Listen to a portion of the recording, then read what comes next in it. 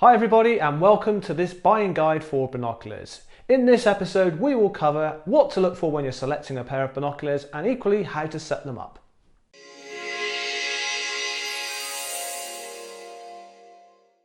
There are lots of different shapes, sizes and types of binoculars, so where on earth do you start? Well, a good place is with all the numbers and in specific the magnification factor of each pair of binoculars. So let's have a look at what all that means. Now when looking at the specification of binoculars, the first number you're going to see is the times magnification. Now this could be 7 times, 8 times, 10 times, 12 times or even 15 times magnification. So whatever you see with your normal own eyesight will be magnified by that particular times amount, for example 8 or 10 times. Now when choosing a pair of binoculars, the times magnification will depend on what you actually want to look at. More of that just a bit later. The second number referred to on all binoculars is the diameter of the front objective. Now, here is a front objective. From edge to edge, the diameter on this particular front objective is 42 millimeters. Now, all binoculars are slightly different, so you could find a front objective that's 25 millimeters or 50 millimeters or even slightly bigger. This makes a big difference to the actual quality of light that comes through the binocular, how bright things can be. More of that a little bit later. Another thing to consider when purchasing a pair of binoculars is the angular field of view.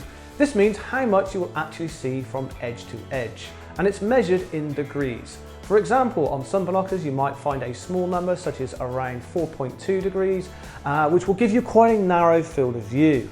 If you have a pair of binoculars with 8 degrees, that will give you a much wider field of view. And of course it depends on what you want to spot or what you want to look at as to what you will select.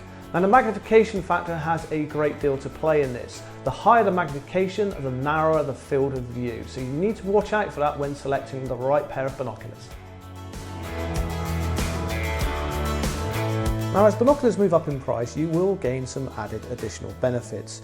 One of the key ones is waterproofing. Some binoculars are even nitrogen filled to eliminate all moisture that can get into the optics and actually damage them, make them cloudy or mouldy or even worse. So that's really useful if you're going to use them in all winds and weathers and all conditions.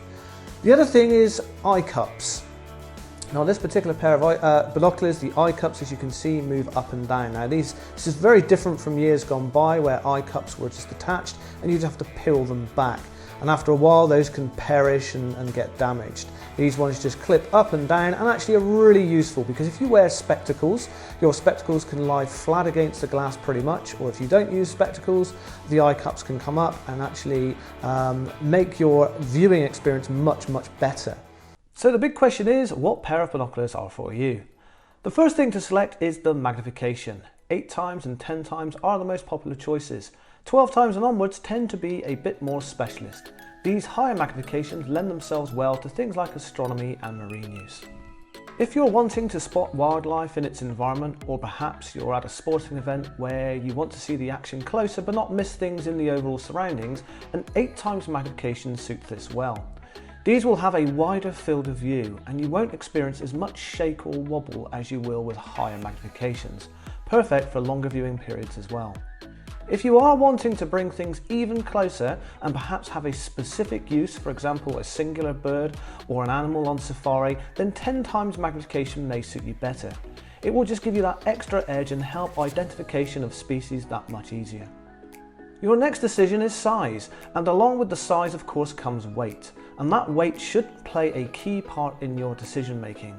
Perhaps an easy way to categorize binoculars is small, medium and large or full size. The size of course dictated by the front objectives that we talked about earlier.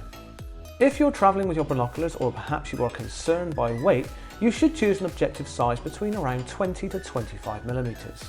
In good daylight conditions, these will perform really well. If, however, you find yourself wanting to use binoculars in lower lighting conditions, perhaps to spot wildlife at dawn or dusk, you will benefit from larger front objectives. Although this means your binoculars will be slightly heavier, the large objectives will mean that they capture lots more light and are ultimately brighter. A good compromise could be an objective size of 30mm or medium-sized objectives, suitable for better low light performance whilst keeping the weight down. Choosing an objective size between 40 to 50mm or full size will give you the greatest light gathering capability and, generally speaking, the best results. But of course you will need to consider the weight. For that reason, many people opt for the 42mm option. A majority of full-size binoculars also have a mounting option allowing you to attach them to a tripod.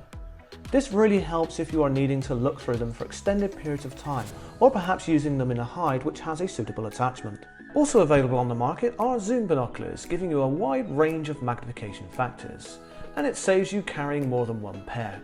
They are incredibly versatile, but if you are using these binoculars for extended periods of time, you will more than likely see a quality difference when comparing to fixed magnifications.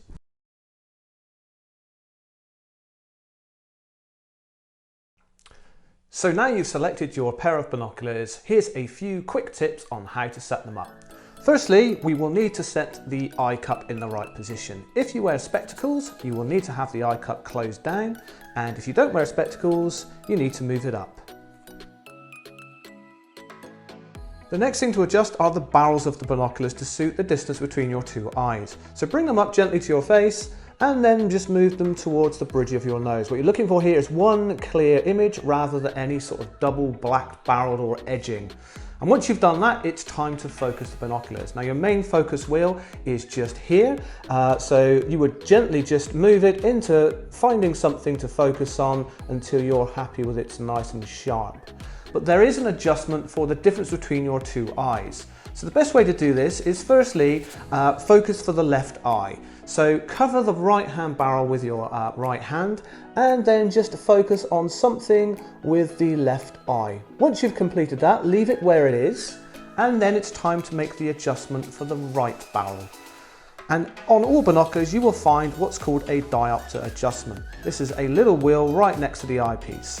So the way this works is you cover the left barrel with your hand and make the adjustment with the right hand eyepiece using the diopter. Once you've done it, you can then let it go and you're all set up. So that's it everybody. I do hope you find that guide to buying and setting up binoculars useful. Thanks for watching and we'll see you again soon.